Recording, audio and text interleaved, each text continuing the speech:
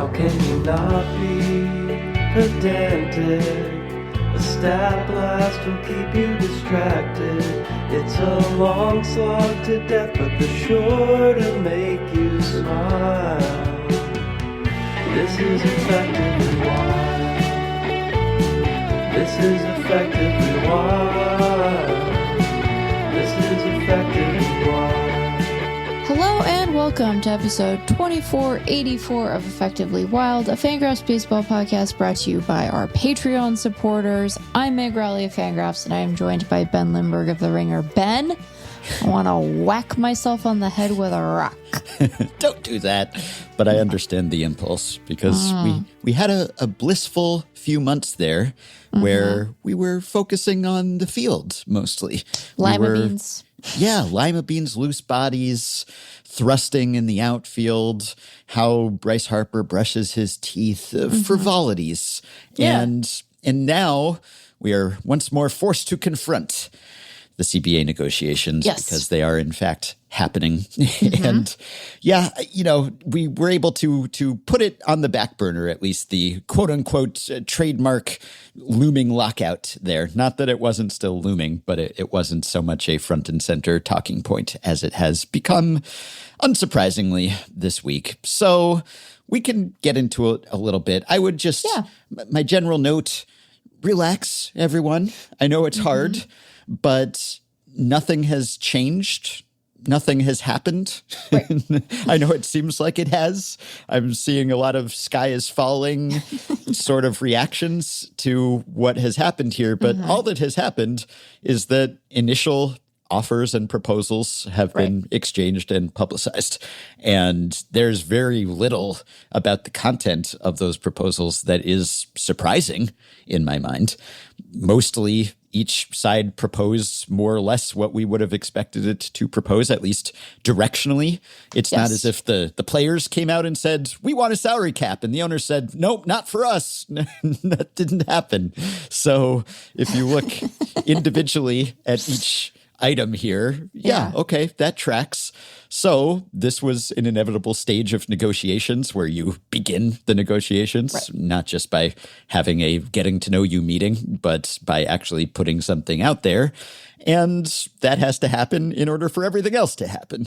So nothing here was so wildly out of whack with what I thought would be proposed by the sides that I have suddenly moved my expectations more toward doomerism, really, than they were before. So I remain semi-optimistic. There's always a chance that the worst happens, but I remain somewhat optimistic that Major League Baseball will be played and that plenty of Major League Baseball will be played and that even all of the Major League Baseball that is typically played will be played next year. Yeah. And I also continue to think that we will not know whether that's the case until next March or so. So it is tough to tune this out. And I'm not suggesting that everyone wants to or should tune it out. And we cover baseball professionally. We shouldn't be entirely tuning it out. I'm just saying there's a lot of posturing and there's a lot of exchanging this and that. And none of it means that much until the rubber meets the road and we actually come down to a deal has to get done. Or if not, games will be canceled, and we're still a way away from that. So pace yourselves, people. Yeah, and I think that like the opening salvos they're interesting insofar as they are an expression of, you know, if everyone got exactly what they wanted, here are the things that they would prioritize. Because I think both sides understand that you put forth your initial proposal, more detail such as it is in the PA's proposal so far than what has been reported on. The leagues got a little press release from the PA. No such release from the league as of yet. Not yet. No, we're recording on Thursday afternoon, shortly after the cap numbers that MLB has floated came out. And we'll get to those in a moment. But as a sort of statement of intent and first principles, maybe an organizing, animating, you know, sort of spirit to what they are looking for in the negotiations, I think both interesting and as you note, unsurprising, right? The main thrust of the Players Association's proposal. Careful with that word these days. Hey, man, why do I have to change? They're the ones who, well, they don't suck, but the are being fastidious, being picky. I don't have to change. It's me, Meg, But the sort of main driving goal of the PA's proposal, I would sort of break down into two categories. The first being sort of a reshuffling and rejiggering of the revenue sharing system with the goal of getting lower revenue teams to spend more on their clubs and to sort of centralize some of those revenues and sort of rework the way that they are going to work from a TV perspective, right? And then, and this is sort of a continuation of a theme for the PA, to get more money to players earlier in their careers than they're currently getting by sort of reworking some of the particulars of the arbitration system, increasing the minimums, introducing some qualified free agency opportunities for players who are older. They have this sort of concept of qualified free agency for guys who have 5 or more years of service time and have reached age 30. So if you're a late debutante, a word we've been saying quite a lot lately. Oh yeah, well, you more than me. I haven't spent my debutante bucks. You've spent yours, but okay. My reserves are still robust. Yeah. So trying to get money to guys earlier in their careers and sort of true up the guys who made their debuts later and are going to be approaching that sort of peak and then downslope as they reach free agency. So a couple of things that I think are directionally aligned toward getting guys more money and being a little less dependent on free agency. And then the league wants a salary cap. They want a cap. They are conceding the necessity of a floor in trying to get that cap, but a salary cap, a salary floor. It's interesting that they put numbers to that cap and floor because I think the back of the envelope math that, Ben Clemens has done, that Craig Goldstein has done. Yes. Craig Edwards works for the Players Association, so he's definitely not proposing salary caps. But would leave the overall spending level roughly around where it is, slightly lower or spot on, depending on, the calculation you're doing in the source. But in the same general vicinity, I'm sure that wasn't a mistake, but the real, I think, takeaway from their proposal is that they are suggesting a 50-50 split of, quote, baseball revenues, a term that they have not defined yet, which I imagine will be the whole sticking point of the thing, apart from the concept of a cap itself. But what we tend to see in other cap-constrained sports that have a guaranteed revenue split is that cap number and floor number kind of end up floating around a little bit, right? Because you don't necessarily know exactly what your revenues are going to be. So a 50-50 split of baseball revenues between the players and the owners. I think that when this was looked at, you're looking at 12 clubs that are currently under the proposed floor, which is a little over 171 million, 9 clubs that are currently above the $245 million number, which would be the hard cap. And so when you rejigger the way that those payrolls are currently distributed, you get to something that's pretty close to what we have right now. But again, the 50-50 revenue split, I think, is the more important number to sort of keep in mind as you're trying to gauge what this would look like. So it's a pair of opening salvos. Exactly. And you have to keep that in mind because people will read some of the proposals that seem less feasible than others and will say, well, if this is what they want, we're definitely not getting a deal. This is the first offer, the first proposal you make, knowing you're not going to get that, but that's where you anchor it so that when you are forced to negotiate and compromise, then you end up somewhere you can live with. So that's how negotiation works. And so if you read, the players want to double the minimum salary, well, that's not happening. We're going to see a strike for sure. Or the owners want to impose a salary cap without increasing overall spending one iota.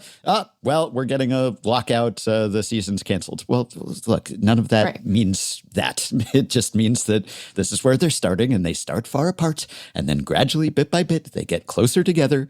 And as usually happens, they end up somewhere approximating the middle. Now, there isn't exactly a middle when it comes to yes salary cap and no salary cap. You kind of have to end up on one side of the line. But even then, there's sort of, well, there's a soft floor and there's a soft cap, which MLB already kind of has. So there's almost a middle even there. So I think my takeaways here, despite being unsurprised by many of the specifics, I am somewhat surprised by the messaging and just the specificity and the detail that we've gotten here, because that's not actually typical.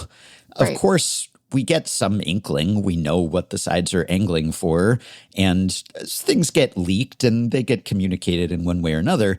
But for the Players Association to send me an email to say this is what we want, which is what happened, that I don't think is typical.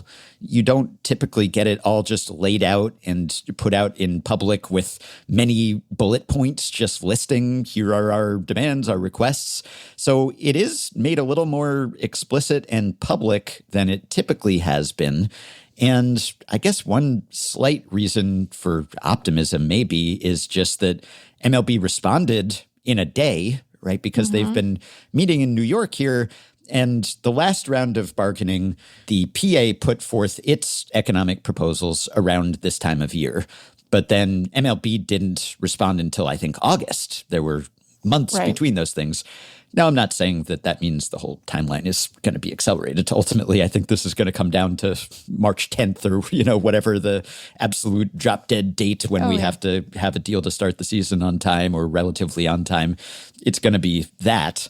But I guess it's good that they are at least getting these initial salvos out of the way so that they can both kind of get down to business. So that's part of it. And it suggests to me the fact that they are both putting all this detail out there and seeming to try to win the PR war. That is a bit of a change, I think, from the previous round. And, I would recommend if people have not been with us for years to go back and listen to an interview we did 6 years ago now. This was episode 1542. And we talked to Greg Boris, who was the director of communications for the MLBPA for almost 20 years. And he had been out of that job for a couple years at that point. But we talked to him about how the players are often fighting an uphill battle when it comes to conveying their message and getting the public on their side. And I think even though that was 6 years ago, I think probably a lot of it still applies. This suggests to me that the players are trying to be more proactive or the union leadership about trying to get its message out there. And maybe that reflects the fact that they know that MLB's message is a winning one to some people. Angling for the salary cap, that is persuasive to people. And I think it was telling how MLB framed its rebuttal to the PA's initial proposals here, because they really put it plainly, right? You can tell exactly what they think their winning message is, that they are going to be hammering hard in this round of bargaining. So this was the statement from MLB spokesperson Glenn Kaplan after the union's opening proposal came out. And he said, "We appreciate the union making a set of proposals. We look forward to continuing the bargaining process and working toward solving the competitive balance problem our fans are telling us needs to be addressed. We understand their proposals are designed to benefit players. Unfortunately, they do not address and in fact exacerbate the competitive balance problem our fans are telling us we must address. The MLBPA's proposal would reduce the amount transferred to lower revenue clubs, weaken the competitive balance tax, and lead to even more payroll disparity than exists today. For example, under the union's proposal, the Dodgers would pay less in luxury tax payments, giving them an additional $70 million to spend on payroll." I haven't checked the math there, but I think the fact that they are actually mentioning the Dodgers. Hey, fans, what the players are proposing here, the Dodgers would have even more money. You don't want that. Using the Dodgers as the boogeyman, just hammering the competitive balance. It's very much, it's like politicians and affordability, right? Like, okay, we've done the focus group. We know what the polling suggests about what messaging resonates with people. MLB knows that the winning message for them is not, we want to make more money. Right. It's, we want to be the good stewards and responsible stewards of the game, and we want to ensure competitive balance. And hey, everyone other than Dodgers fans who's mad about the payroll disparities, we are on your side, right? And so that's what we're going to be hearing on and on and on. And I think that message, it can be pretty persuasive to a lot of people. And I think the PA is aware of that, and maybe was trying to look to get ahead of that and, you know, get their message out there first. So I think they realize that they're vulnerable to that line of attack in the court of public opinion. Now, whether the court of public opinion matters that much ultimately, that's something else we talked to Greg Boris about, because we think a lot about, will this be persuasive to fans, to media members? But ultimately, it's the stakeholders, it's the people at the table. And we are not at the table. Fans are not at the table. And so does it exert some influence, put some pressure on the parties involved in the negotiations? Yeah, probably. But ultimately, it's not really the deciding factor. But I do think there's something to the fact that players are wary of MLB getting its message out there and wanting to remind people, hey, a lockout, that's initiated by the owners, and the owners' motives are not pure here, right? They're not just on the side of the Angels. They are out for their own interests, as we are, but they're not telling you that. And so that's why I tend to think, you know, I hesitate to just quote the PA's rebuttal to the owner's proposal, because it makes me sound like a mouthpiece for one side or something. And I'm trying to, you know, call it like I see it, as a party who's not directly involved in these negotiations. But it's hard not to lean toward one interpretation of the facts, because I feel like the players ultimately are a bit more honest about what they're setting out to achieve here. And of course, they're going to put their positive spin on it too, as they should, as one would expect them to. But when I got the email about the MLBPA opening proposals from an MLBPA press person, the very first quote, the line from interim executive director Bruce Meyer, today the MLBPA presented a comprehensive set of economic proposals designed to advance the rights and benefits of players at all levels. Okay? So he's stating plainly, we want our members to make more money. We want better rights. That's what you do when you're a union that represents one side. But they're not trying to hide the fact that that's what they're doing. Now, they go on to say, of course, that they also want to help competitive balance and everything. And, you know, we want to preserve and improve baseball's market system, rewarding competition on and off the field. He talks about the increased revenue sharing, et cetera, prioritize winning over profiteering. Our proposals are designed to build upon the incredible momentum and popularity of our sport worldwide. Okay, sure.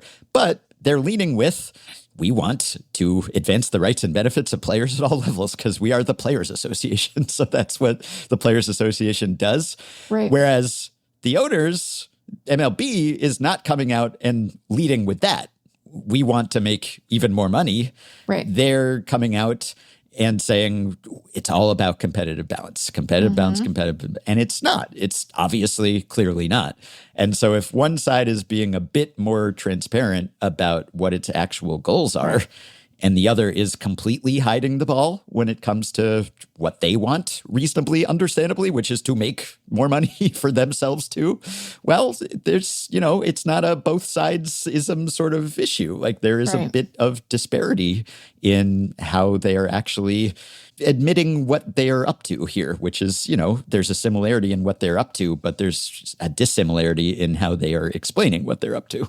Look, the PA sent their proposal when they did, and you're right, the league historically has waited longer to respond. They decided to respond when they did, though. It does ring a little hollow, right? And sort of puts the, you know, the lie to the statement when they're talking about the importance of competitive balance.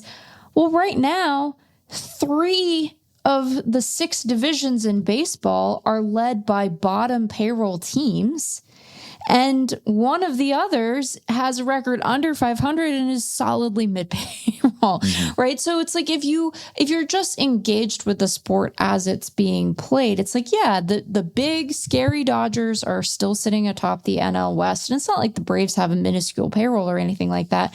But, you know, in a season where the Rays and the Guardians are enjoying leads in their divisions and the Brewers have come back and are doing Brewers things again as they are wont to do, it just doesn't speak to, I think, a sense of competitive imbalance that every fan base is going to feel. Now, that isn't to say that there isn't, I think, real resentment on the part of some fans of the notion that the Dodgers can just, you know, pay their way to another championship. We know it's harder to do than that, right? And we have talked on this podcast before about the different ways that we could measure the notion of competitive balance and how Major League Baseball does very well across many of those metrics, better than several of the salary capped sports, right? So I think we kind of know the reality behind that assertion or the lack thereof on the league's part. But yeah, it's just like when you're going into one of these negotiations, I think that, you know, the idea that, you know, the players are only interested in, you know, money isn't quite right. I think they are interested in competitive balance. They're partially interested in competitive balance as they understand it because it'll help them make more money. Right? Like those are sympathetic and directionally aligned goals from the player's perspective, right? They know that if other clubs are compelled to spend either because there are, you know, soft salary floors as part of the CBA or because, you know, they are incentivized by some of the other mechanisms that they have in their proposal here. Well, guess what? The players are going to make more money because one of the ways that you do that is to compete for better players. And one of the ways you compete for them is to pay them more than another team is willing to pay them. So I think that they are more obviously directionally aligned on their stated goal and the notion of competitive balance. The owners, I don't know that, you know, even if we take them at their word that competitive balance is one of the things that they care about, I don't know that they're quite so cleanly aligned directionally on those things. Because if you don't have to spend and no one else does either, well, you can keep making money. We know it's a lucrative sport, but you can put an 85-win team on the field and see how it goes for you, right? Like you don't have to spend in order to have a quote unquote competitive environment if your understanding of that is a flattened competitive landscape, which is, I think, what they want, rather than a landscape that affords the opportunity for teams to spend competitively in the interest of retaining good players, right? And we know that that's not the only way for them to do it. Just look at these standings, right? The Brewers are where they are as a franchise because they draft and develop incredibly well. They are good at trading for players and then maximizing those guys. They put together competitive rosters through some amount of payroll, but mostly like the expertise and acumen of the people that they have on their staff and their ability to be really good self-scouts, right? We have given them grief for not spending because one of the limitations of their approach is that sometimes you kind of run out of the juice you need come October because you're up against the Dodgers rather than, you know, the NL Central, which is more of an insult in prior years than it is in this one, admittedly, because that's a good division, right? Yeah. So we know some of the downfalls of that approach, but it's not like it can't be done. I don't know. I don't come away from this more concerned about a protracted lockout. If anything, I think you're right that like the line of attack from a PR perspective, I think is very clearly articulated in the owner's proposal. It's not as strident a notion of a cap and floor as I was maybe expecting. I don't know that they are going to put this forth as like the ultimate issue. They might end up settling for, you know, very minor raises to the competitive balance tax threshold or more onerous penalties under that system. You know, there are a couple of ways that they can go here. I don't think this really changes all that much. I am preemptively a little exhausted by the discourse, though, because I don't think that we're in a markedly different position today than we were yesterday. And you would not know that from looking at social media, which, look, we all want to watch baseball. I understand people having a level of apprehension around this stuff because the last round, it was contentious. It was feisty. I am hopeful that the broader sort of macro questions that face the sport will end up ruling the day, because I think one thing both of these proposals recognize is the increasing importance of centralized TV revenue, right? Yes. That national TV revenue is at the core of how it is the lever that both sides want to pull as part of this process, right? The way that the union is trying to shift around some of the revenue sharing mechanisms to make it about, retaining more of your gate, but giving up TV stuff and sort of moving around some of the TV money. Like, there is a recognition here that I think that stuff is really important. And that set of negotiations is going to happen right after this one. And if we lose a lot of games in 2027, what are those rights going to be worth? Yeah. Right? They're going to be worth less. They might be worth less anyway, just by the nature of how TV rights are moving. But if we have learned anything from either their most recent move, trying to sort of find their way through the streaming landscape, or some of the other leagues and their renegotiations, MLB can't do what the NFL is doing right now, where they're just like, these are our rights, and guess what? You have to renegotiate for them right now. It doesn't matter that we're in the middle of a contract. Yeah. Tough cookies, you're just up, But like, the TV money is really important. And I think that the thing that we've also seen is that as the national TV money gets more and more important, local gate gets more important too, right?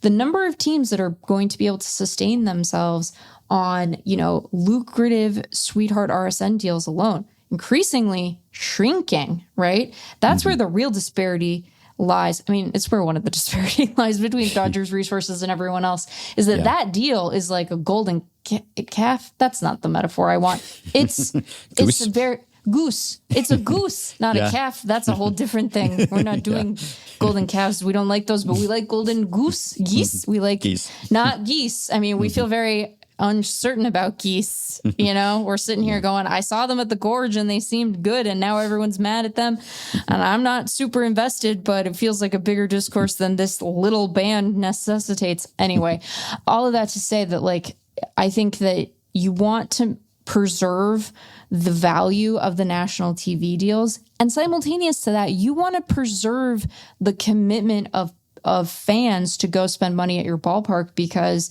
as the RSN stuff kind of levels out and tapers, you need butts in seats, man. You need people to go to your games. And we know that when these negotiations turn nasty and we lose games, it dramatically impacts the way that fans perceive the sport. And we had to inject everyone's butts with steroids the last time to get out of it.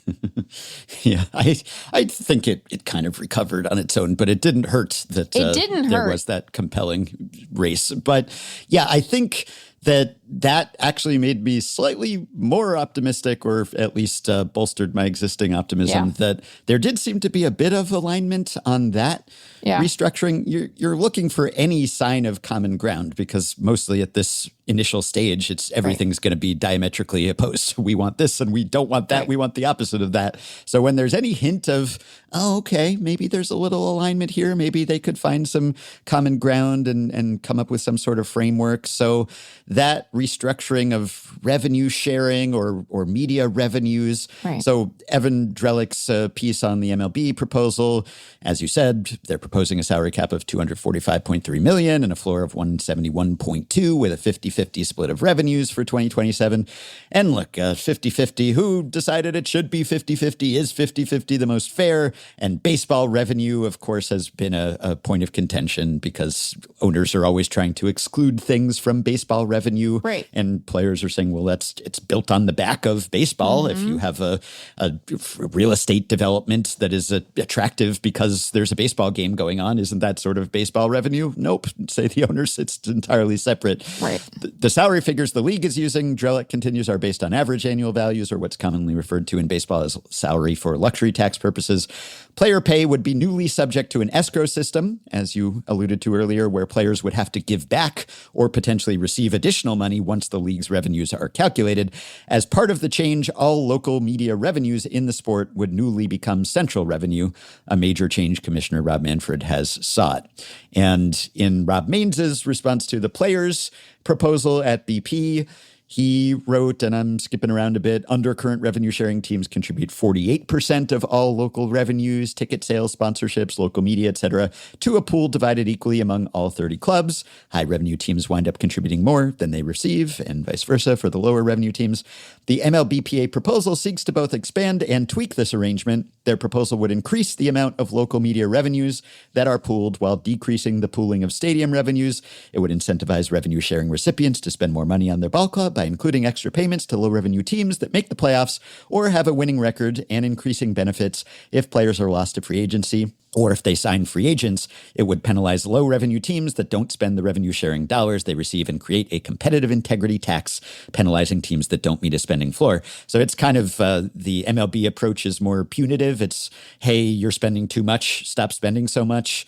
And the MLBPA approach is, you're not spending enough, and we're punishing you for that, and we're incentivizing you to pay more by rewarding you. It's like more of carrot than stick, I suppose. Right. And Rob concludes or continues, there are two significant changes proposed here. First, this would increase the sharing of revenues throughout the league, taking more from wealthier clubs and giving more to lower revenue ones, which in theory would bolster competitive balance.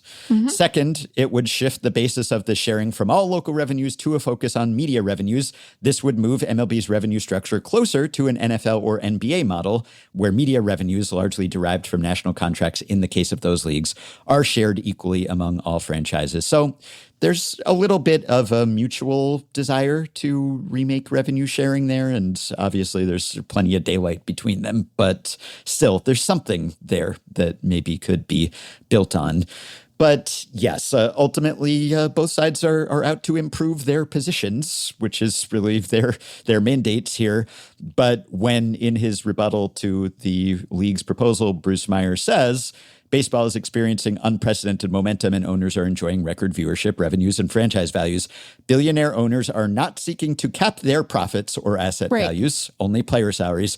This isn't out of generosity or a desire to protect the game's well-being. It's a play to control costs, increase profits, and maximize franchise values, all at the expense of players past, present, and future. Well, certainly the part of that where this isn't out of generosity, it's a play to control costs, increase profits, and maximize franchise values. I don't detect any lies there, really. That rings pretty true to me.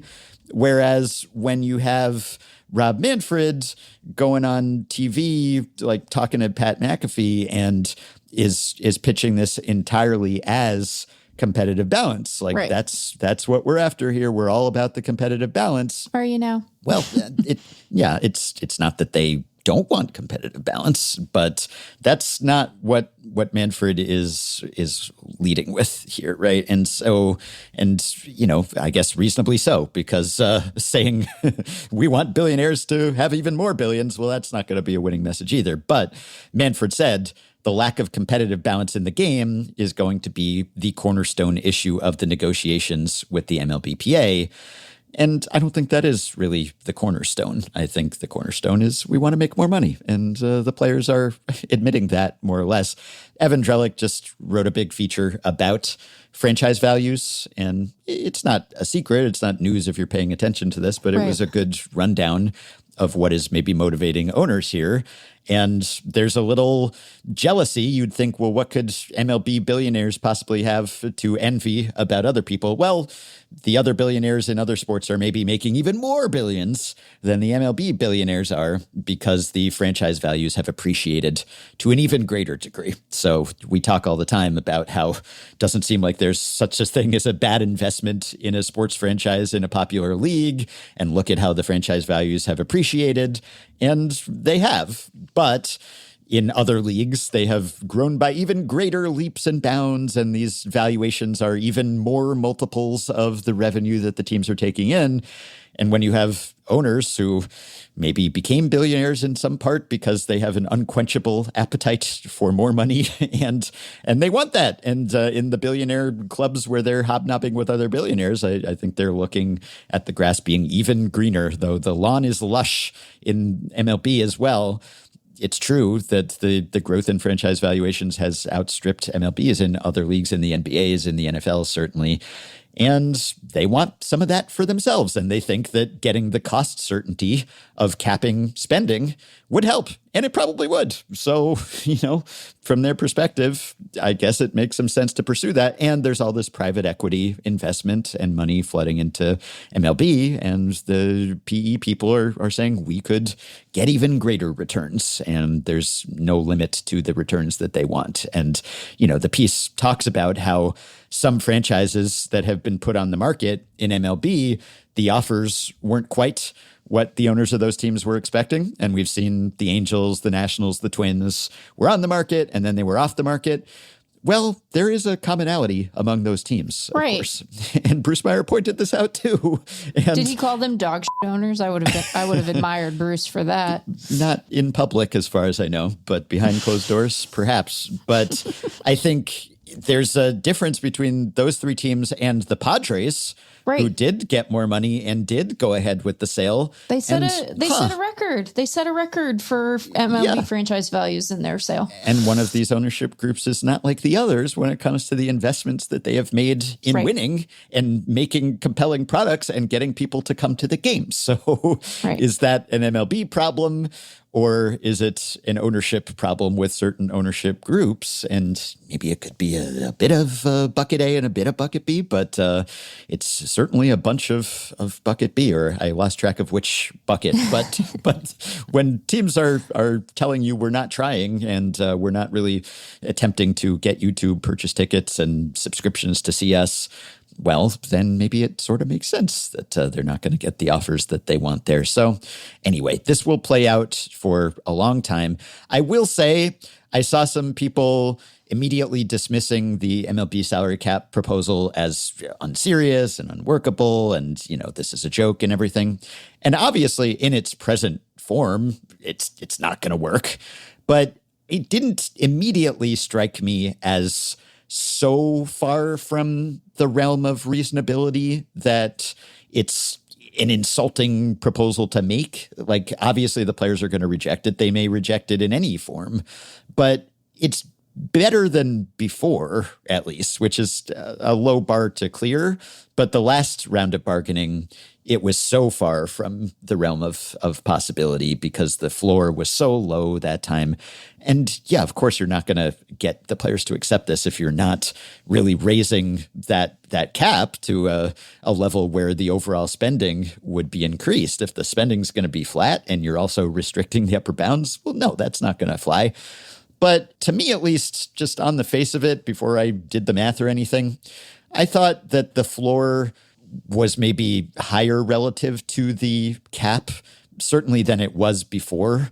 And was it high enough to actually get the players to say, maybe they're onto something here? Perhaps not, but I don't know. It didn't strike me as so silly immediately that this would be like completely dismissed out of hand once there are adjustments and movement. Like, I don't think there's going to be a salary cap and floor system in this round of bargaining.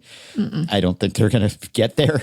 But to me, at least, it wasn't like immediately so laughable. And I had low expectations for like how reasonable it would be or how equitable it would be. But I don't know. I saw people dismissing it and I thought maybe like, well, anything they would have said would have been dismissed by some parties. So I don't know. Like it was probably closer to like, a band of spending where the floor was close enough to the cap. The cap wouldn't be nearly high enough to get this done, but the floor was higher than I would have maybe expected MLB to lead with when they're just kind of inventing numbers and funny money out of thin air. I think that they picked a range quite intentionally because, as we said, like on some level, like, sure, they have to agree to a number. We'll have sort of, if they were to implement this system tomorrow, we would have an understanding going in of like, what is the cap and what is the floor. But on some level, that number is just going to change based on whatever the revenues are. They picked, and understanding that, they picked a range where the floor is not insultingly low. In fact, they picked a number where my first reaction was, you're never getting the Marlins to spend that. You're never getting the Pirates to spend that. You're never getting you're never getting the Guardians to spend that, right? So, they picked a number where the gap is not insultingly large, although the upper bound is not nearly high enough. I mean, the cap in the NFL is $300 million, right? And you're coming in lower than that. But I don't think that the number matters because the objection to the cap is so fundamental to what the PA, how the PA understands itself and its leverage, that I don't think that they would ever go for it. I don't think that the PA under its current leadership has any appetite for this, right? They have not positioned themselves in a way that suggests that they are willing to give even 1 inch on this question. So yeah. And will the rank and file all be fully aligned with leadership's position on that? I don't know. But I don't know either. I do think that this is an area where my sense, at least, is that the messaging internally within the membership has been very consistent and appropriately received, right? This is just so fundamental to what the league is about. And part of it, honestly, is that, Major League Baseball players look around at the other men's pro leagues and all of if I have to learn about a freaking apron, Ben, I swear to God, and I have a finance background, like, no. We have talked about just how much more complex it would be. And not that that's going to dictate what gets done or not, but from our perspective, boy, it'll be a huge headache to talk about baseball transactions in that world. I think the only thing that would be less appealing to Major League Baseball players than a salary cap is non-guaranteed contracts, right? Like, that's truly the only thing that I think would make them bolt from the room faster. So we'll see, and I'm sure that other sports unions have gone into negotiations being like, they'll never break the union. So, like, never say never. But I do think that this is something that it has been so hard fought and so hard won by the union. And the way that they have positioned themselves in their most recent negotiation suggests to me a willingness to be more aggressive in service of their goals, not more conciliatory. And I think the thing that they are likely trying to do, in addition to it being like genuinely good for the membership, which is the point, part of why I think they have positioned their proposal the way that they have is also internal positioning. It's internal messaging. When you are putting forth front and center in your first economic proposal, signaling that these are your most important priorities going into the negotiation, continuing to get more money to players earlier in their careers to try to make whole guys who debuted later and have not made as much money over the course of their careers. And guess what? The Orioles can only sign Pete Alonso once. So, for the next guy, there needs to be some form of like make good. That is not only positioning to the league, but it is also internal positioning, saying to the membership, hey, we think it's really important to get the young guys money early in their careers to make this system as equitable as we can and to make sure that if you don't, we're going to, expand Super 2. We're going to improve the arbitration system. I think they have stuff in here about like retroactively upping ARBs for comps. Like, they have all kinds of stuff in this proposal that is meant to concentrate more money to the younger part of the player distribution. So I think that, that is strategic, not only as it pertains to the league, but as it pertains to their own guys. Because we know from the last CBA that the membership accepted the proposal and the bargaining committee did not want to. So I imagine that when you combine that with some of the other leadership strife that the union has experienced in the last couple of years, that they are very keen to message successfully internally and present a unit that can bargain in solidarity and really go to the table when they need to. So yeah, and I do think that it's smart to try to head off MLB's message about competitive balance by putting forth your proposals first and playing up the competitive integrity tax and how we're going to get the teams that don't spend to spend. What a nice little bit of verbiage. Right. And ultimately, I think that for most people, for fans of other sports, for kind of casual mainstream followers of baseball even, MLB's message will resonate. It has always resonated because for at least as long as we've all known what the players are making and we don't know what the teams are making, it's an unequal battle really when it comes to the PR aspect of it. And so if you haven't followed this stuff this closely and you don't know the whole history of labor relations in baseball, then you're probably seeing, oh, look at this, MLB, they're proposing 50-50. What could be fairer than 50-50? And they just want a cap like all these other major leagues have. Why should MLB be the outlier? And look, all they are concerned about is competitive balance. They just want teams to have a fair shot. That's going to resonate. Now, does it matter whether it will resonate ultimately? I don't know, because clearly it doesn't resonate with the players, and that is what's going to matter the most. It's interesting in the course of the way that the league is positioning this stuff. It's all about competitive balance. And I think that fans do genuinely care about that. And I think that people are, for reasons that sometimes don't have anything to do with payroll, kind of sick to death of the Dodgers.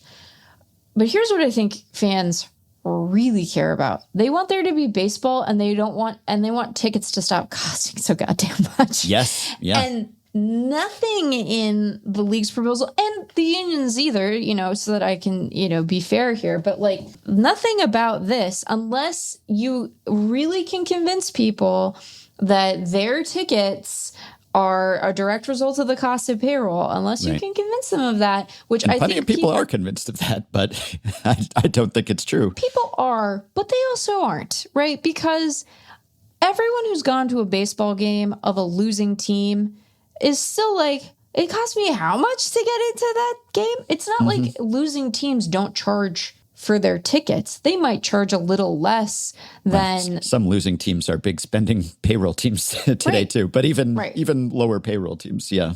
Right. It is interesting for them to be so focused on this. And I know that this is a legitimate wedge, the competitive balance thing, but it's just interesting that it's well, if you really cared about the fans, you'd tell them that their tickets were going to be cheaper, but you're not going to do that because the owners want to make money. And how do they do that? They charge the fans. So that part of it, I just always find a little bit funny, where it's they're having to do this dance around the thing that is, the most... that is actually very important. At the end of the day, Artie Moreno was right? It comes down to affordability. But it's not an unimportant question. It's just his messaging around that was bad. My second thought has been lost to the sands of time. So we can move on until I remember what it was 15 minutes from now. But here we are. Here we go again.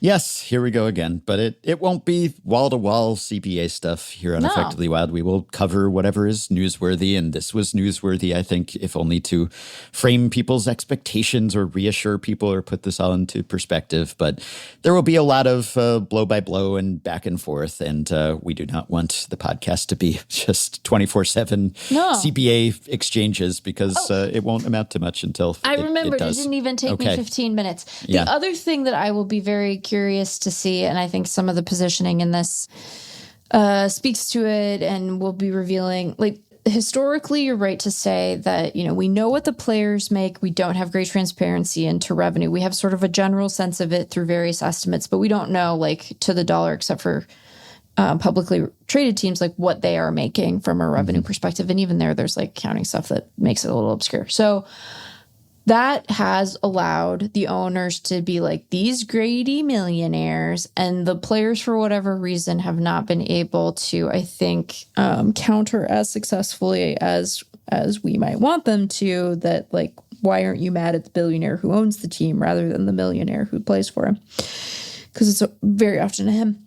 I am curious how that discourse and line of attack plays in our current broader political environment, because I could honestly see it going either way. There's the fact that we, beyond the realm of sports, I think every single day brush up against the reality of worse stuff being more expensive. And I think a lot of people have gotten pretty wise to being able to connect that directly toward billionaires who own corporations, et cetera. At the same time, some of these players are making so much money that I don't know that even though they are workers and they are making significantly less than the folks who own their teams, like, I don't know how credible of a class solidarity argument they can make with working folks. So I don't have an opinion on how that plays out one way or the other. I know that some of our current great villains are billionaires, so maybe you're able to make some hay off of that if you're the players. But I'm just curious sort of how the broader billionaire sentiment ends up filtering through the public side of these conversations. Though, ultimately, I don't think it matters very much because the fans aren't at the table, so they don't really get a say. All right, let's talk about not this. Okay, great. So this is one thing that this is kind of semi-related, because you were talking about how there is more of a pressure to put butts in seats, and maybe more of your revenue is coming from attendance, and also you have to drum up your own business for streaming subscriptions and such. So Richard Hirschberger, our pal and somewhat unofficial, effectively wild historian, our past blaster, he publishes things in our Facebook group, his little missives about what happened 150 years ago in baseball. And he does excerpts from newspapers from exactly 150 years ago. And he published one just this week that I thought was still interesting and relevant. 150 years ago in baseball, the fear that telegrams will reduce crowds. And there was an item here. Baseball, 2 words, of course. This is 1876. The Chicago-Hartford game this afternoon will probably draw a crowd to the Hartford grounds. Owing to the new regulations of the Hartford managers, telegrams to the papers are prohibited till the close of the games, and consequently the Current cannot bulletin the game until the result is declared. So Richard writes, this is an early example of what will be a recurring theme. The idea is that if fans can get their baseball fix in ways other than physically attending the game, they won't pay to get in. We see the same thing in later years with early radio broadcasts and then with television. Here in 1876, it is inning-by-inning telegraph reports, which are posted at the various newspaper offices and betting parlors. The actual outcome is always the same. The fear is misplaced and indeed counterproductive. In person is always the best way to take in a game. The various lesser alternatives serve to whet the fanish appetite. What we see here is, in this light, also an early example of the principle that baseball is such a great game that it has survived the best efforts of the owners to kill it off. So that's from the Hartford Courant, May 27th, 1876. And it's true because history always repeats itself in baseball and elsewhere, that every time there's a new technology and a way to experience a game remotely, the initial inclination is to restrict that and to clamp down on it because we don't want to give away the store. That's always the thinking. Oh, if people could read telegram inning by inning updates, they won't need to come because they'll just see, it'll just come off the ticker and, this is just like being there, right? And then when radio comes along, that's restricted because, gosh, if they can just sit in their living room and listen to an account of the game, why would they ever come and pay? And same with TV. And we've even seen that, I guess, in recent years. Maybe this is slightly different, but when MLB at various times has cracked down on GIFs and highlights and everything, and, maybe that's arrangements with broadcast partners and such. But maybe part of it is just, we want to restrict our product.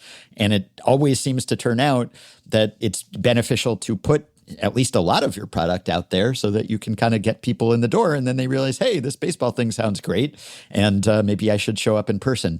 So I'm wondering if this will always continue to be true or whether there is ever a point, and have we gotten to that point in some cases, where maybe a technology, a way to experience the game remotely is actually so compelling that you might decide to stay home because it's just not worth the trouble. So if you have 4K and you have, your MLB app and you have someday, we're all watching in 3D and VR or whatever the heck, it simulates, oh, we're right there. It's like being there, but I'm not there.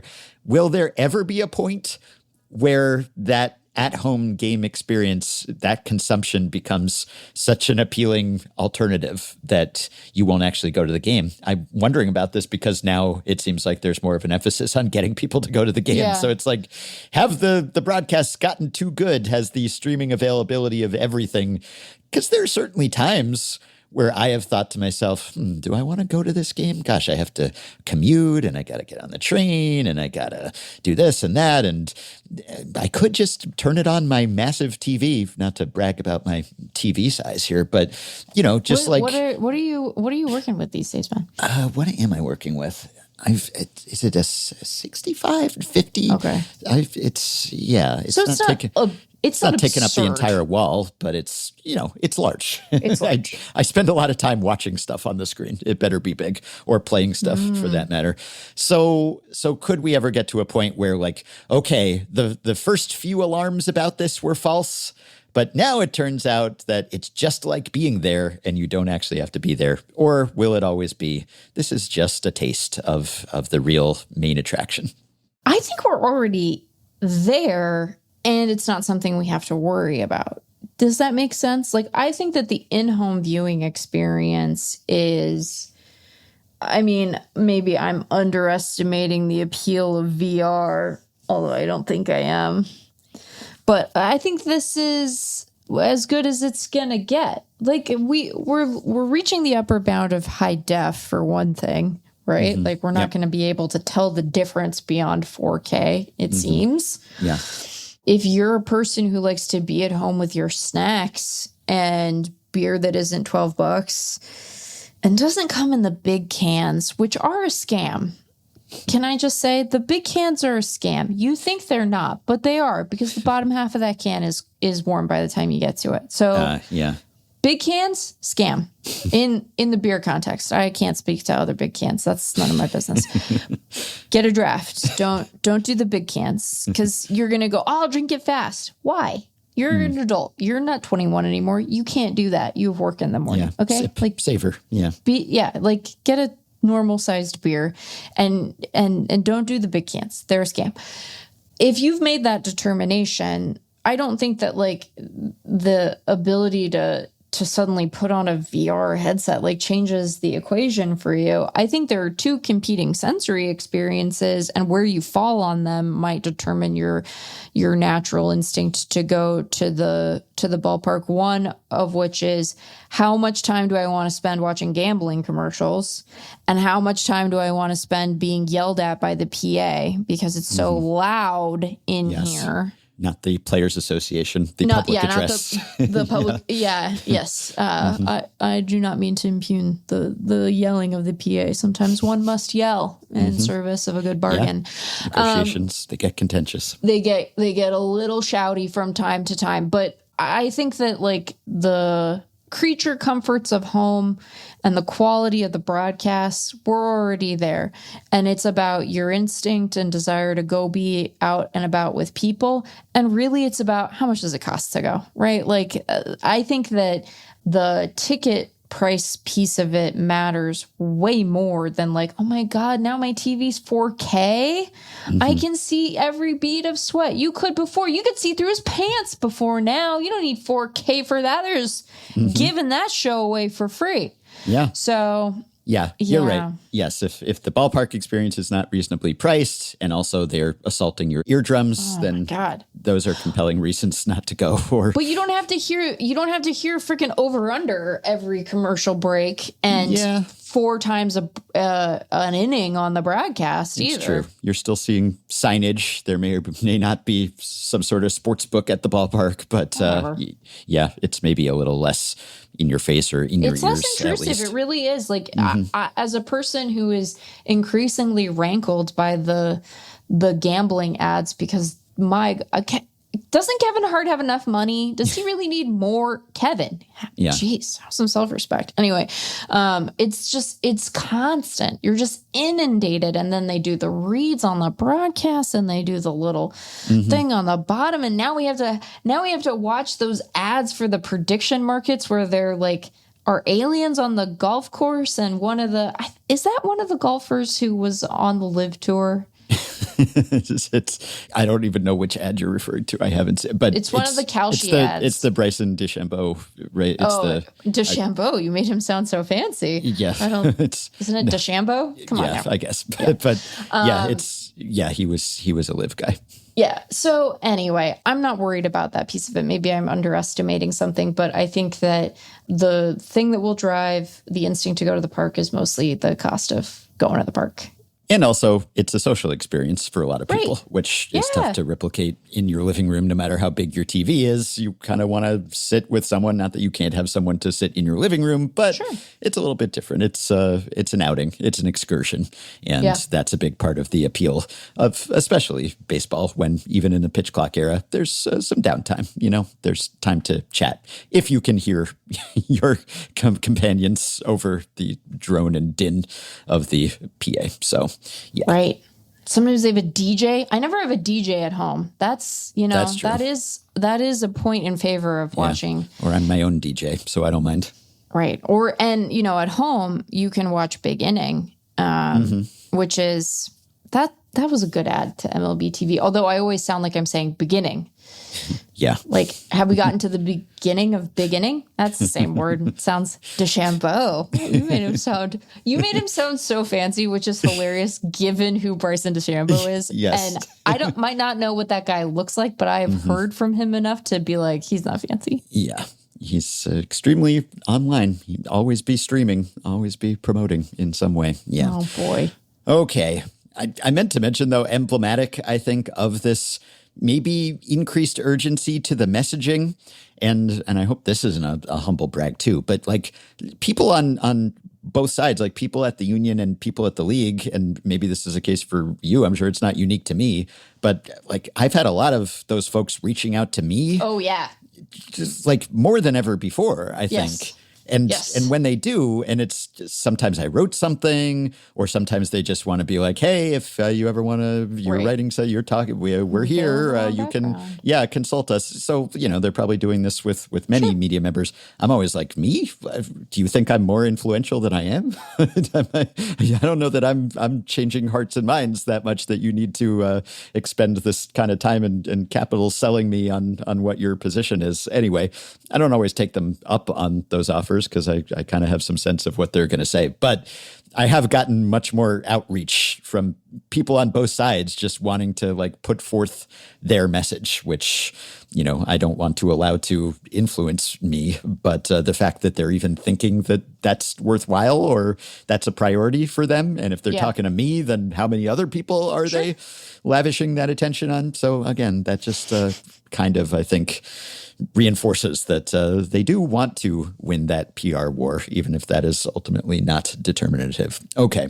Also, Sam Miller just wrote something good. What other kinds of things does he write? But he wrote something, for Pebble Hunting about how better hitters are not challenging more. And this was something that we talked about before the season started, and we had the Oyster Analytics guys on, and we were talking about how it does make sense for the better hitters to use challenges disproportionately, because better hitters, their plate appearances are more valuable. And so extending those plate appearances, it is actually more valuable to teams. And Sam ran through that math in his piece, but it's like, if you can extend an Aaron Judge plate appearance, then that is way more beneficial to you than extending, say, a Miguel Rojas plate appearance. I'm not picking on Miguel Rojas, but Sam did. So I'm just using his examples.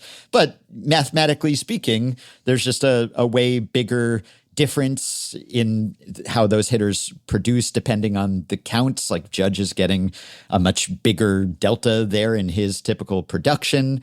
And so if you can put Aaron Judge in a more favorable hitter's count, obviously Judge is going to be better in pitcher's counts than Rojas is in pitcher's counts too. But the difference is much bigger And so I think Sam calculated it's something like on average 65% more valuable to a team to use the challenge when Aaron Judge is up than when Miguel Rojas is up. And maybe that's sort of an extreme example. But point is, there should be a correlation there where teams are more willing to challenge when a good hitter is up.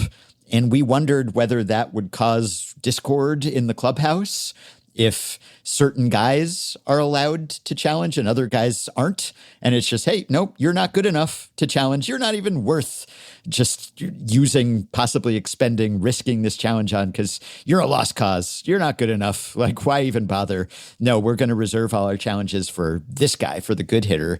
And would that then rankle other hitters because they're thinking, they're getting another advantage that I'm not getting now, and I need all the help I can get, and now I'm not even allowed to challenge because that guy's too good and I have to just sit and take it here.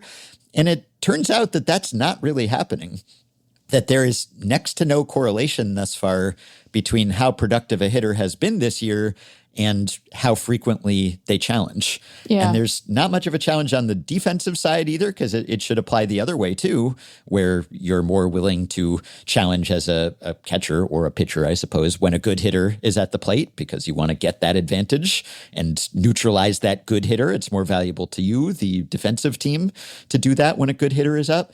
And there's a very weak correlation, if any, there. So that's interesting to me because it suggests that teams are not sort of maximizing an advantage there, and maybe they will over time. And maybe, as we have discussed previously, this won't matter that much because all the challenges will just become concentrated among the catchers because the catchers are better at this anyway, and hitters won't be challenging as much, which seems to be happening. But even then, the catchers could still challenge depending on who's at the plate. But it seems like teams or individual hitters are not really weighing this that much. And I wonder whether that is because teams have kind of calculated that it's more trouble than it's worth, or it would be tough to sell players on that. It would be more divisive, and that ultimately it would be counterproductive, or just no one wants to go into the clubhouse and be like, you can challenge, you cannot. Yeah, I guess that is sort of an awkward meeting to have, right? You'd have to do like one-on-ones because you wouldn't want to embarrass anybody. I wonder, maybe a softer way of putting that is, maybe they just want guys. It's not that the challenges don't have value, and you have to be able to sort of walk and chew gum at the same time as a hitter, because there are going to be situations, either because of the game state or the count or what have you, where like it's just worth it to challenge, and you need to be able to swap into that mode quickly enough. But I wonder if some of it is just like, hey, just focus on what you're doing up there, man. Just like lock in at the plate and be a good hitter, and it'll sort of take care of itself, which perhaps suggests like that there's been some assessment that it doesn't change very much. Like, not that it doesn't change very much, but that, the relative value of it is small, and that the big misses are getting caught anyway, right? That the hitters are, I don't know. Like, it is an interesting thing though, because you would imagine, like Davey wrote for us today about James Wood, who has great strike zone sense, terrible challenger so far, really bad. Has been. Now, Davey was quick to note, and I will too, that when I say really bad, I mean he has challenged 13 times. It's not in terms of the total number of pitches he's seen, very small, but he has challenged and gotten it wrong. And there have been times when he has had balls called strikes, and if he had challenged, he almost certainly would have succeeded. Didn't do it. It's not that he's not challenging. So it's like, what is the interaction between their strike zone sense and their instinct to challenge? I don't know. It's weird. I don't quite have a grand unified theory of like batter behavior around the challenge system yet, because I feel like we're getting competing inputs on it to some extent. But yeah. And Sam was highlighting Bryce Terang, who is really one of the best players in baseball at this point. He has not challenged once yet. He is the guy who has seen the most pitches, had the most playing time without challenging even once, though there are other guys who have challenged very sparingly. And so he was highlighting the difference between Bryce Terang, who is a very good player and hitter, and Gary Sanchez, his teammate, you may not realize that Gary Sanchez still trucking. He's still out there. Yeah. And he is actually hitting well this year. He has a 131 WRC plus, but over the past several seasons, he's been about a league average hitter. And he is challenging left and right. And Bryce Terang has not challenged even once.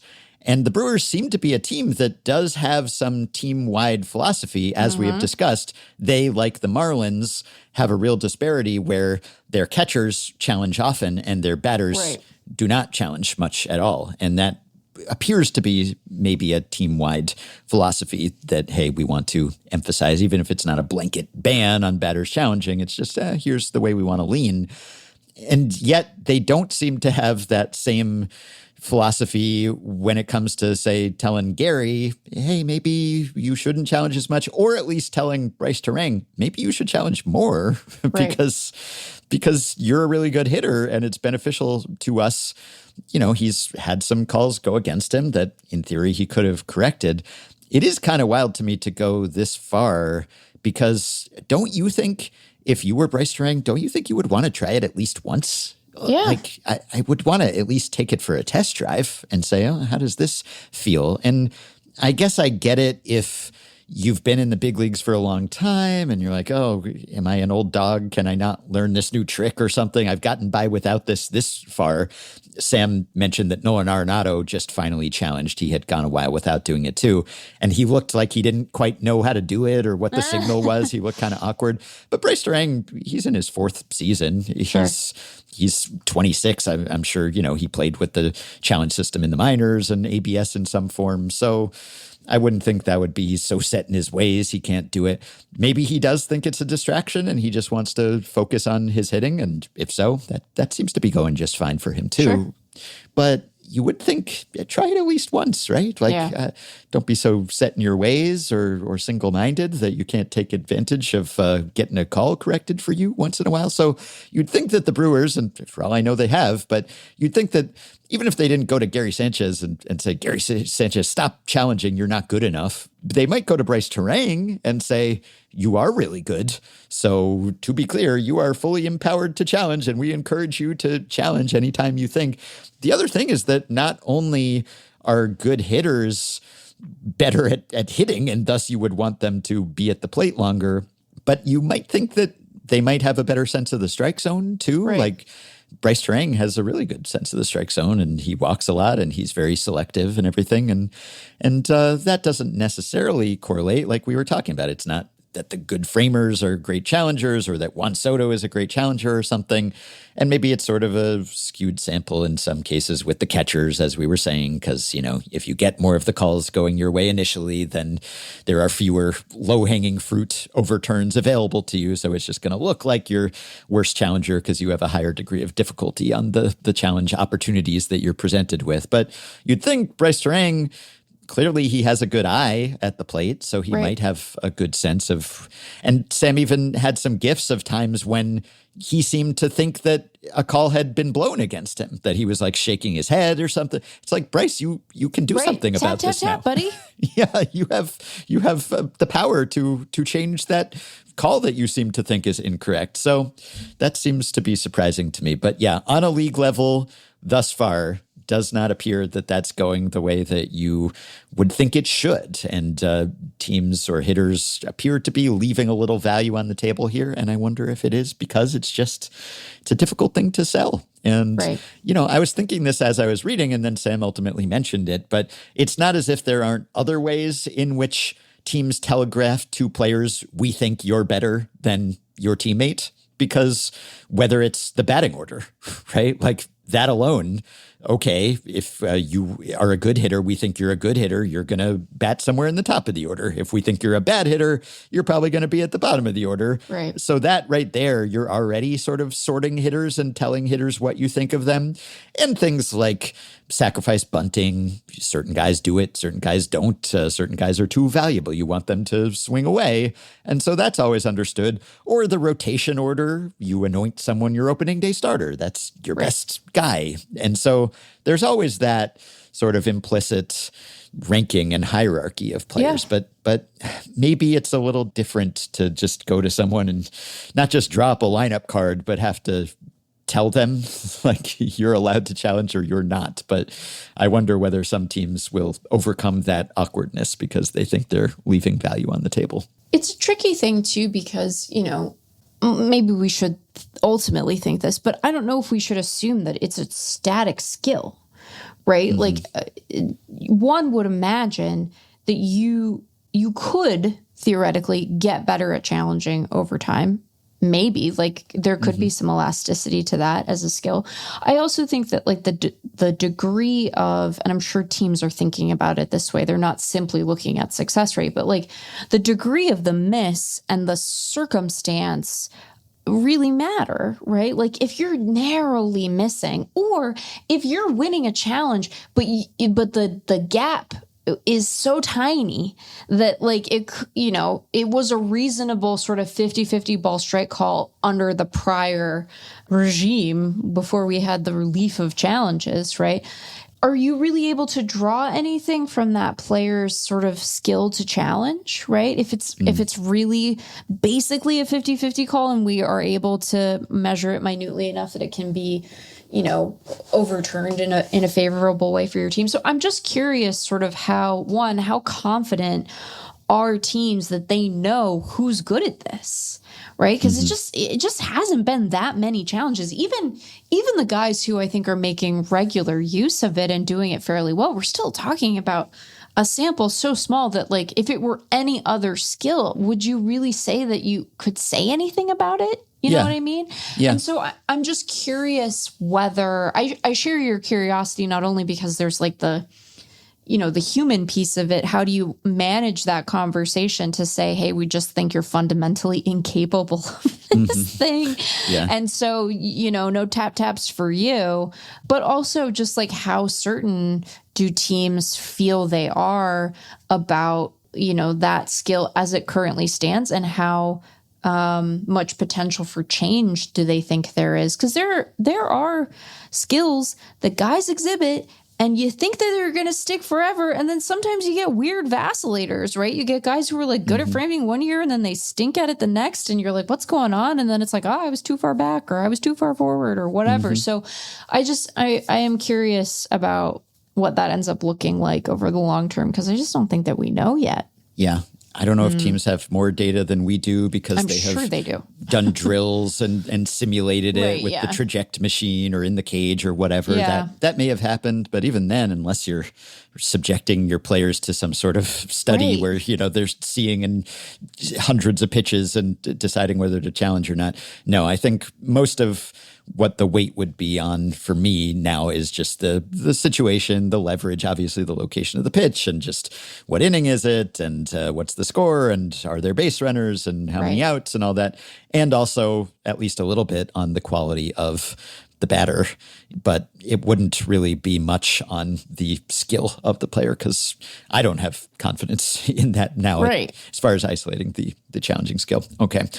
Last time I solicited a couple of responses from people because I mentioned that the Cubs, who mercifully did win one after the last time we talked, so losing streak snapped, no streak active as we speak. I asked how Cubs fans felt, not just about the roller coaster, hey, we can't lose, oh, we can't win, but about just the construction of the roster being somewhat nondescript and flat because they have a lot of good players, but not a lot of great players. And I was saying that ultimately, I think what matters to fans is, do you win more so than is it stars and scrubs, or is it everyone sort of the same? But for a neutral party, for me, as someone who's not especially invested in the Cubs' success, I find myself not tuning in specifically to see the Cubs because there aren't players on that team who I think, oh, I have to change the channel. Gotta see him. Yeah, right. Is there a starter that I look at the matchup and think, that's the guy, I can't miss that guy's start, or even a batter for that matter?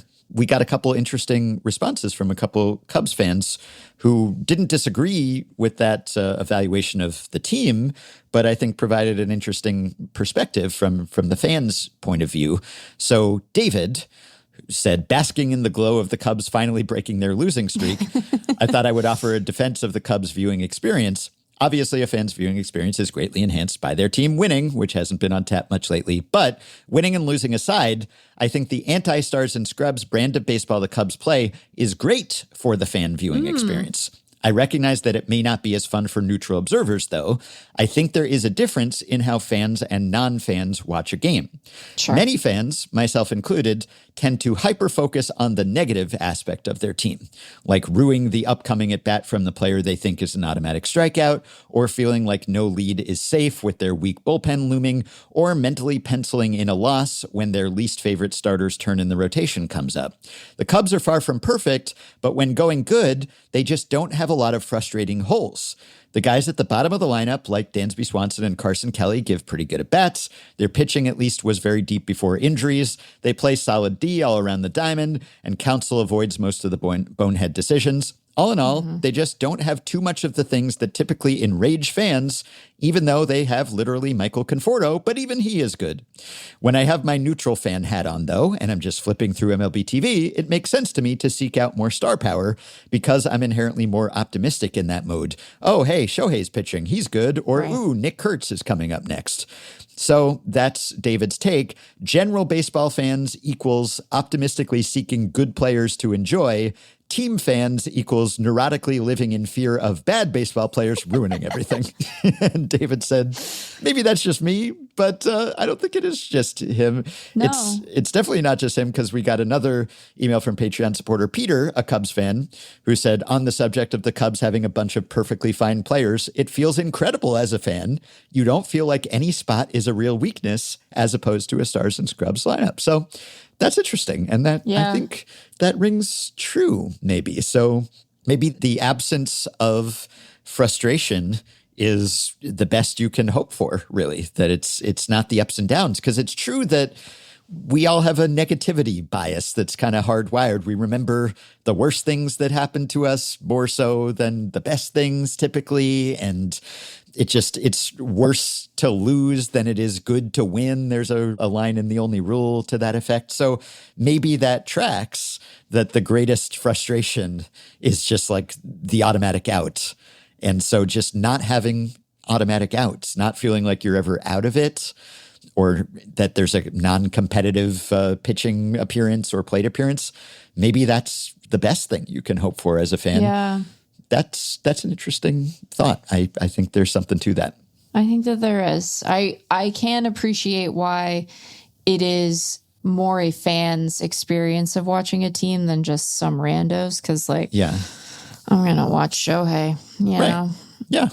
Man, Shohei, he was really good the other night. He was good again. Yeah, he's hit homers the last couple times he's pitched. He was, holding the Rockies hitless for 6 innings. And that was after he got hit on the hand the day before, and it was like, should he even play? They weren't even sure he was going to hit. Yeah, this guy's pretty good. Yeah, pretty good. But this is, I think, why we ranked the Cubs, I think, fairly low on our Team Fun draft. I forget their exact position, but even though we acknowledge that they were good, because it's just, who's hyping you up?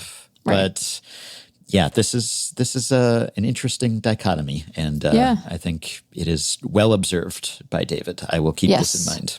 Agreed. Yeah, which is not to say that the Cubs fans would not prefer to have a few superstars in there, to be clear. Like, there's been plenty of frustration about the Cubs acting like they can't compete for top free agents. So, if you sprinkle a few stars in among the excellent to competent all-around, good players, then they'd be even better.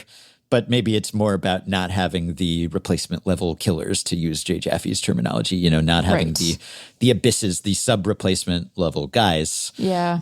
But if you raise your ceiling and the downside is good players and the upside is superstars, well, that's even better, I guess. Then maybe you're the Dodgers or something. I don't know. Right. So, okay. And speaking of Shohei, I did want to mention that we are really being blessed by some elite pitching performances this year.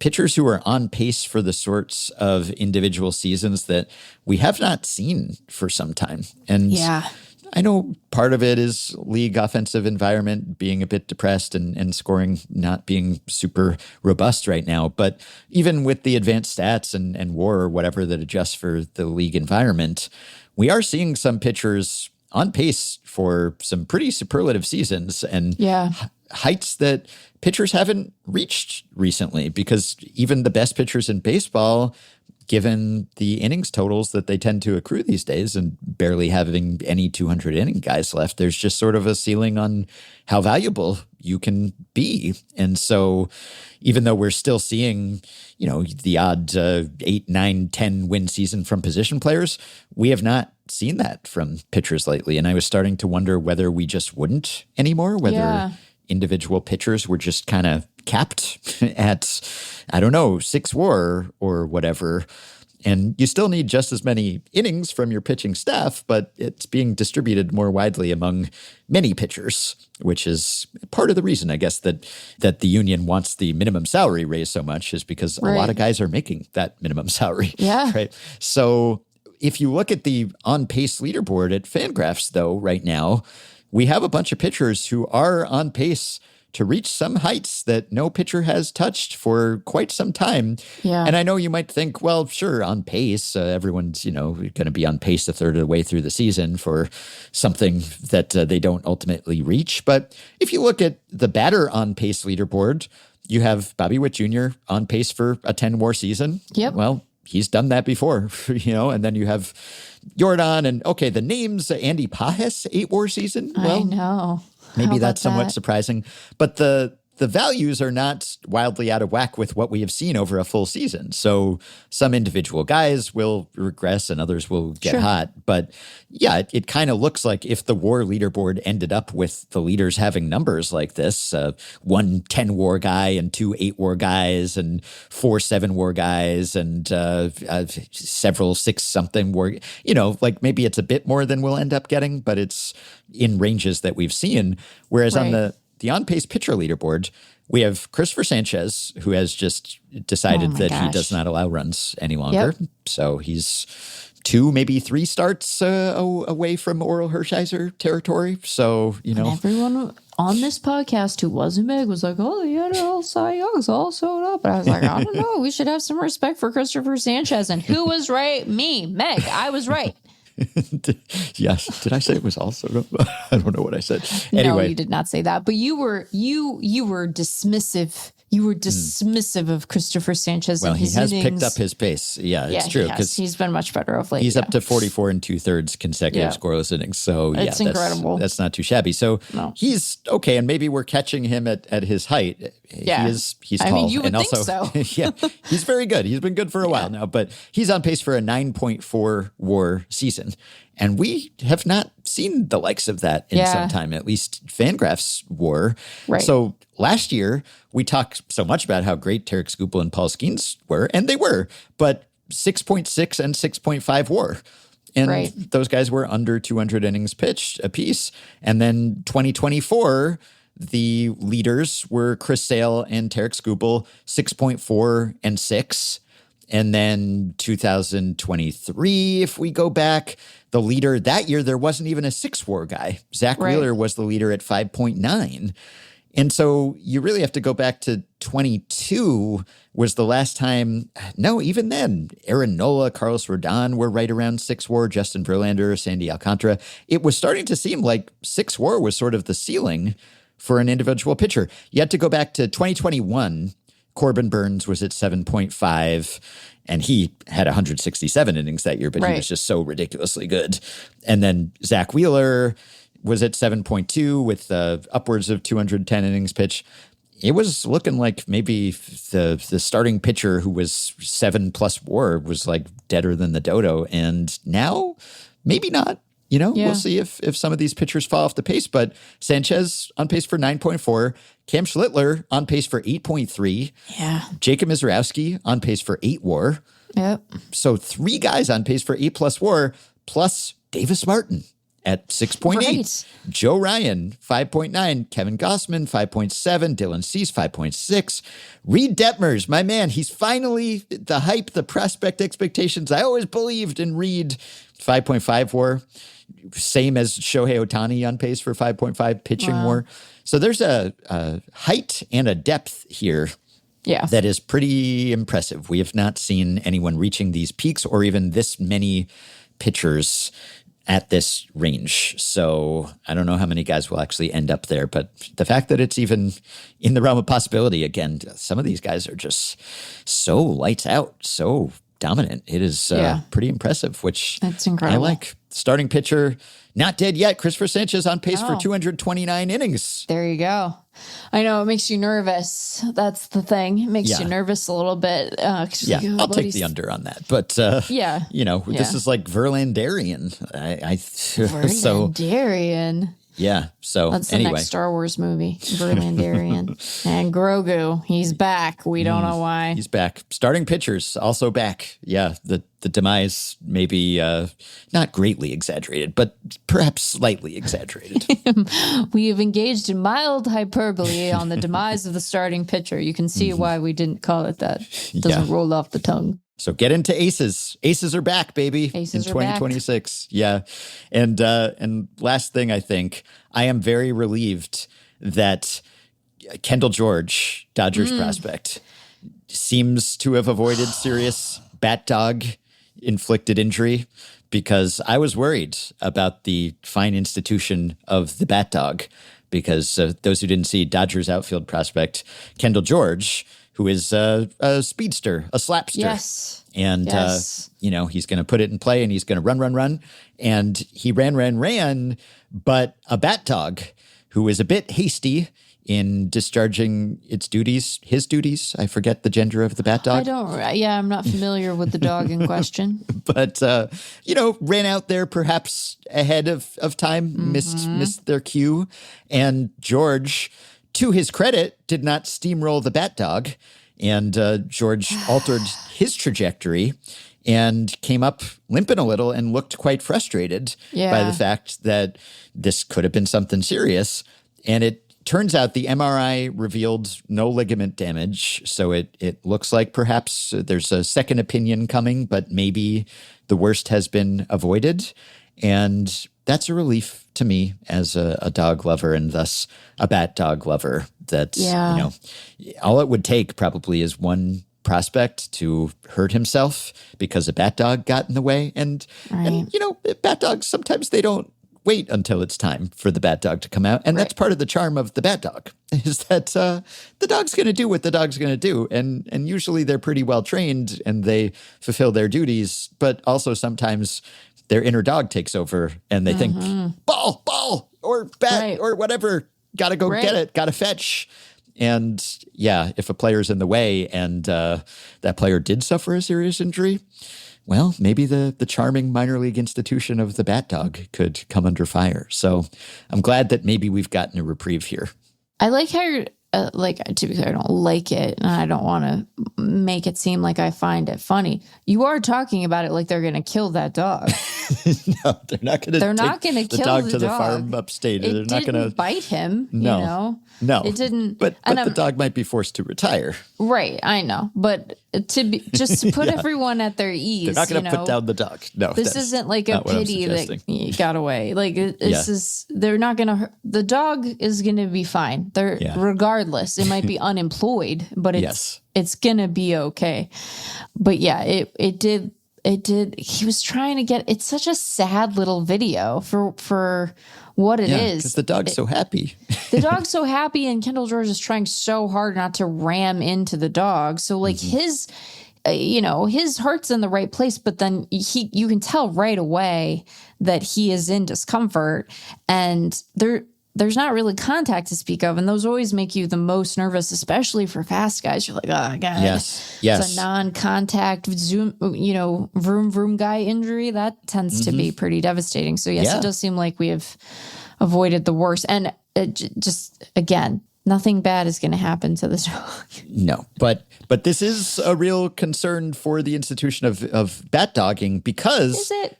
Yes, because the Tulsa Drillers, this was the AA affiliate of the Dodgers, they did suspend, at least. I don't know if they terminated their bat dog program, but as reported by Jack Harris of the California Post, who covers the Dodgers, Tulsa did suspend its bat dog program. So the bat dog is at least temporarily sidelined. So, hopefully maybe they'll reinstitute it if George is okay. That to a dog. I know. How do you break it to the dog? How do you tell the dog? I know. Like, hey, Kendall George, who you probably like because you're a dog. You like everybody. Like, how do you explain? Cat, you see, if you had a cat who had that job, and how would that work? It doesn't matter. But a cat just assumes they're going to get fired, because they're like, I'm a cat, so I'm probably going to be a little jerk at some point. That's how cats are. Yeah.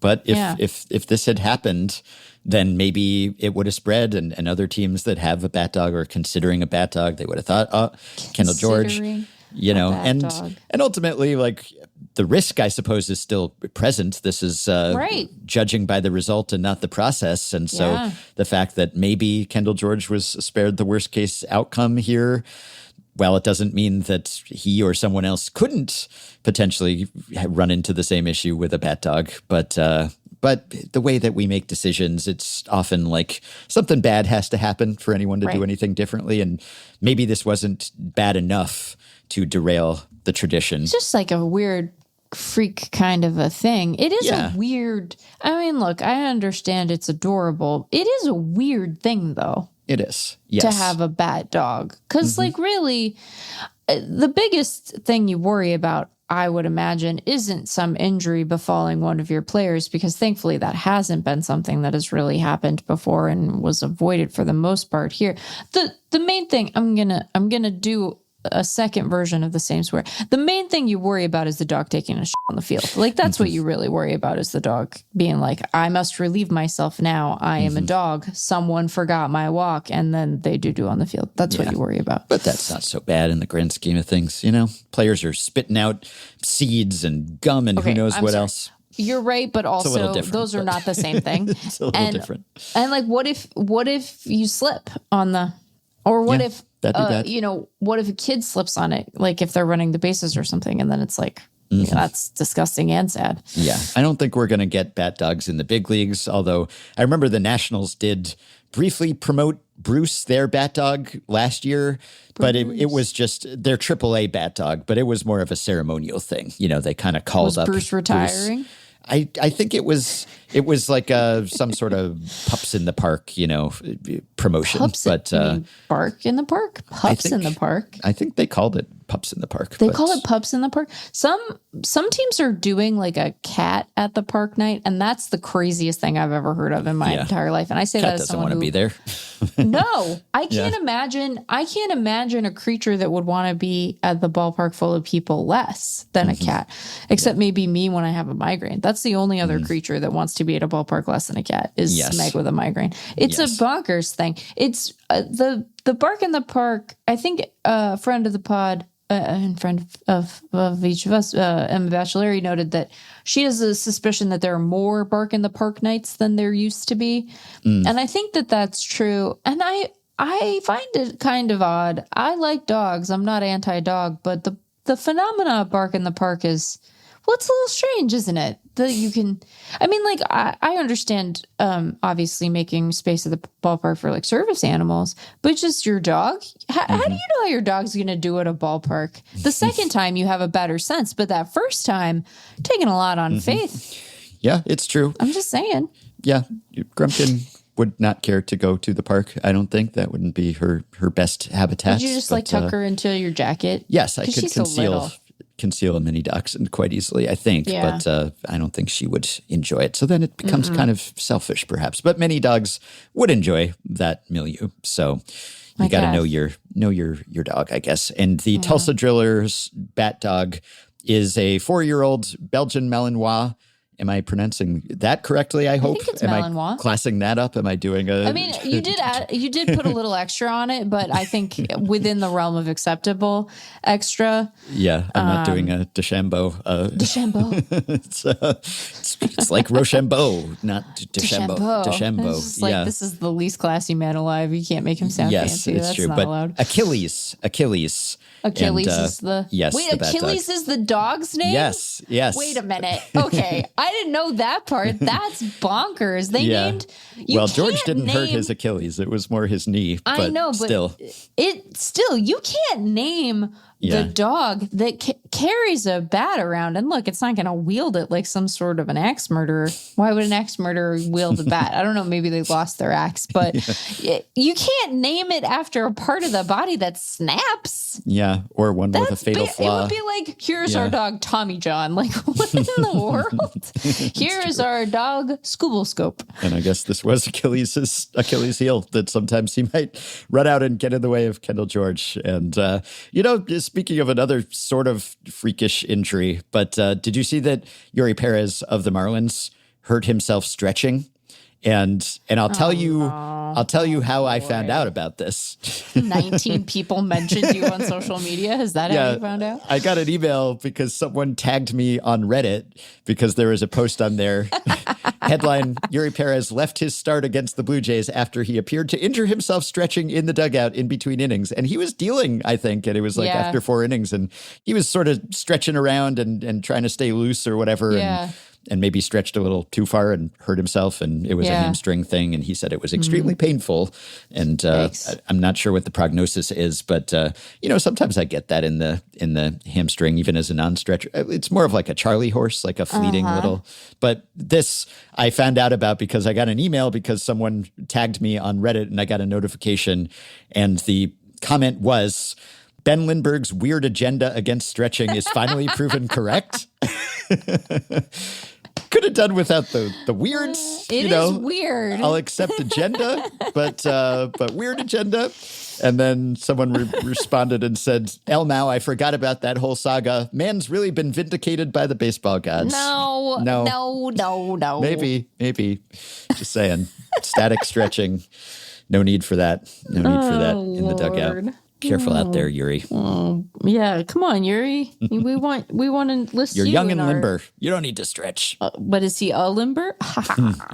Okay, clearly the Lindbergh brand is strong. And speaking of my weird agendas, finally got the news everyone was waiting for. We were all waiting with bated breath on the edge of our seats. John Brebbia has picked a team, or a team has picked John Brebbia. He's back with the Rockies. He signed a minor league deal with the Colorado Rockies. Hopefully this time it'll take, and we'll get the big Brebbia big league comeback. Couple other updates. We did get many more questions about the Cubs' various streaks. Patreon supporter and Cubs fan M. Deeg asked, what is the most separate winning or losing streaks of 10-plus games a team has had before May 26th? Patreon supporter Jeremy determined it's the Cubs with 3. 2019 Astros had 2 10-plus game winning streaks. The 2006 Royals had 2 losing streaks. The 1987 Brewers had 1 of each. And Michael Mountain adds that if you go by within teams' first 55 games instead of the date cutoff, there's also the 1876 Cincinnati Reds, 3 separate losing streaks of 11 or more games, and the 1886 Washington Nationals, the only other teams besides the 2026 Cubs to have both a 10-plus game winning streak and a 10-plus game losing streak within their first 55 games of the season. Cleveland in 1931, 1 loss, 1 win. The 1985 Twins, 1 win, 1 loss. And the 1987 Brewers, 1 win, 1 loss. But the Cubs have been in a streaky class of their own. And one other Stat Blast follow-up, listener Avery says, Kyle Karros, son of Eric, of the Rockies, in Kyle's case, just hit his 3rd career home run, granted against position player pitcher Miguel Rojas, and all 3 of them have come against the Dodgers. What's the longest such streak of a player whose first career homers were all against the same team? Which, as Avery says, is sort of the reverse of the Stat Blast from the other day, featuring Ryan Christensen, who set a record for the most homers without ever doubling up against the same opponent. And Michael Mountain determines Bobby Mercer's first 6 career home runs were all against Washington. That's the Washington Senators that's now the Rangers, not the one that's now the Twins. In the era of divisional play, with more opponents to cycle through, the record is 4 home runs to start your career, which has been done by 10 batters. And some late breaking news, Jared Jones coming off the IL to make his season debut for the Pittsburgh Pirates, which means that Carmen Mlodzinski will move to the bullpen. Tough for him, as good as he's been. That's how much homegrown starting pitching the Pirates have. Many teams would have room for Mlodzinski in their rotations. But boy, if Jones is still good, and he has been quite effective in 5 minor league rehab starts, then boy, Skeens, Jones, Ashcraft, Chandler, Keller, that is an enviable group, which is something we haven't had much opportunity to say about the Pittsburgh Pirates of late. But here's something we say at the end of every episode of Effectively Wild. You can support the podcast on Patreon by going to patreon.com patreon.com/effectivelywild. And signing up to pledge some monthly or yearly amount to help keep the podcast going, help us stay ad-free, and get yourself access to some perks, as have the following 5 listeners: Matt Gilson, Daniel Alvarez, P. Cormier 35, Josh Lloyd, and Tyler. Thanks to all of you. Patreon perks include access to an unrestricted, unabridged 3rd episode of the week coming next time. Sign up now to hear the whole thing, plus a monthly bonus episode. We will be recording the latest of those this coming weekend. And exclusive live streams, membership in our Discord group, potential podcast appearances, shout-outs at the end of episodes, personalized messages, prioritized email answers, FanGraphs memberships, and more. Check out all the offerings at patreon.com/effectivelywild. If you are a Patreon supporter, you can message us through the Patreon site. If not, you can contact us via email. Send your questions, comments, intro and outro themes to podcast@fangraphs.com. You can rate, review, and subscribe to Effectively Wild on Apple Podcasts, Spotify, YouTube Music, and other podcast platforms. You can join our Facebook group at facebook.com/group/effectivelywild. You can find the Effectively Wild subreddit at r/effectivelywild. And you can check the show notes in the podcast post at FanGraphs or Patreon or the episode description in your podcast app for links to the stories and stats we cited today. Thanks to Shane McKeon for his editing and production assistance. And we will be back to bring you one more episode before the end of the week, which means we will talk to you soon. Baseball is a sin.